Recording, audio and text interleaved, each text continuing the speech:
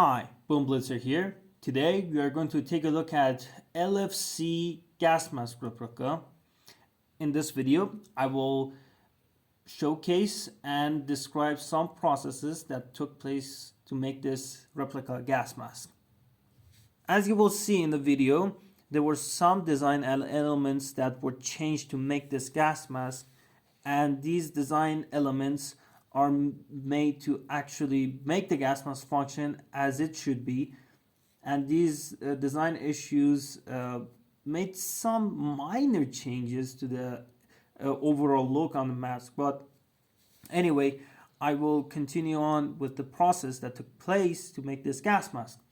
Well, as you already can see, the facepiece is made out of tire tube rubber, and the glass sheet is made the glass visor, as you can see here, is made out of a PVC glass sheet, and the voice diaphragm here, in order to actually work, a really simple plastic sheet used for documents were used and completely sealed in place to actually won't leak any air inside the mask and break the seal. And also this is the inlet valve. Despite not having a gasket, which I should acquire later on, the mask seals well. And also the exhale valve is situated down there, and the exhale valve cover is situated in there.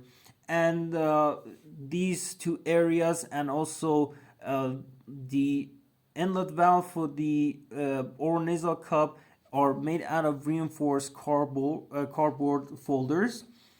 And also the inlet valve is made out of a cap that I found it works both with Ghost and NATO filters. And also you would see the 6-point head harness is being used here. And I will go on with the actual some design elements that I changed. As you can see, the straps, instead of actually using elasticated fabric straps, it now uses a rubber head harness for the head harness itself. And also, as you can see, the buckles are situated around here, but different than their original model. And also on this side, the main reason that I instead of extending the PVC glass sheet visor or lens downwards to this place than the original model had, I did it to conserve the PVC glass sheet material that I have.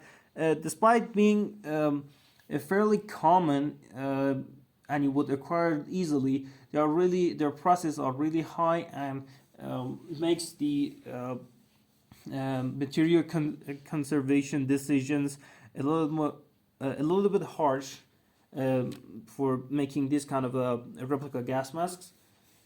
And as you can see, this is the oral nasal cup. Because the original model, as you know, the inlet oral nasal valve for the defogging system was the one and only one on this area of the oral nasal cup.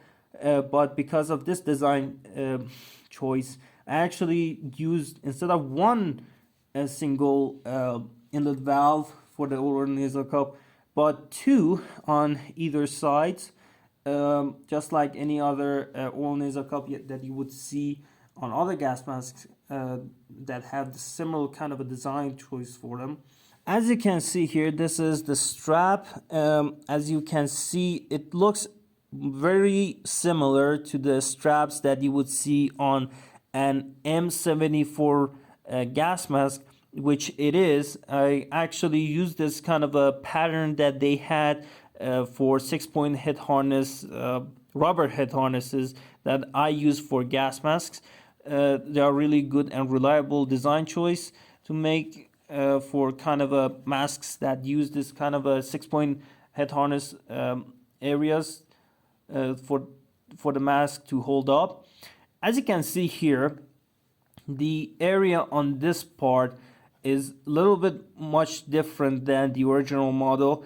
As you would see, there were some extruded parts which were used for the actual permeable seal that they had.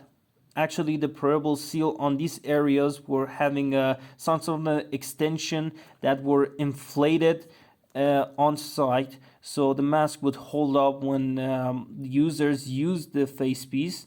And because I don't have that kind of you would see the facilities to do such thing, I use this kind of a permeable seal that is much more reminiscent of many other gas masks that use this kind of a permeable seal, like M15, a Creator, even M74 itself, and other gas masks.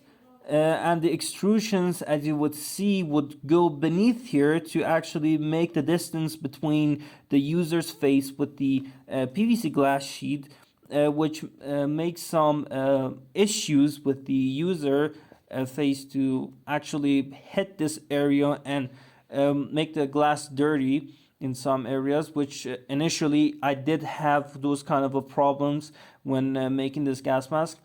And also, as you can see, this is inside of the gas mask. That's the voice emitter there, and these are the actual valves on these sides, and the membrane to hold the rubber membranes to hold the gas mask in place. And also, I don't know if you can see it, but beneath there you would see the XL valve assembly down there. So overall, this is how the mask looks like in shape, and I'll right now showcase the gas mask while being used. So this is how the mask looks like while being used.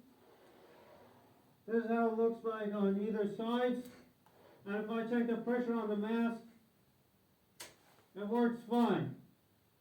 So the process was a little bit hard to, especially when talking about the permeable seal of the mask. It was a challenge to actually make it right.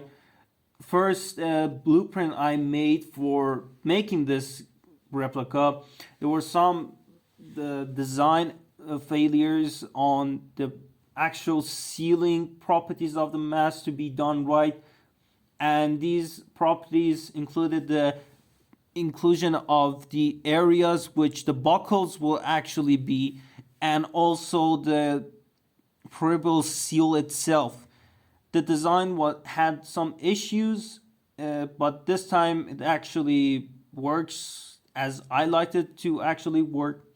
The process, despite knowing some of those process difficulties that make the time consumption a critical thing while actually developing such masks, it was a really enjoyable mask overall. It looks clean, it looks in shape, and also you would say you would have a simplified version of a panoramic gas mask that uses a 40mm filter directly attached to the mask. And for me, I was looking forward to, for the first time, you would say second time actually, not the first time, but the second time I actually used the PVC glass sheets for a panoramic visor gas mask like this, and it actually holds up well. So thank you for watching this video, and if you have any thoughts, comments, you can put them down in the comment section below, and I will see you in the next one. Bye for now.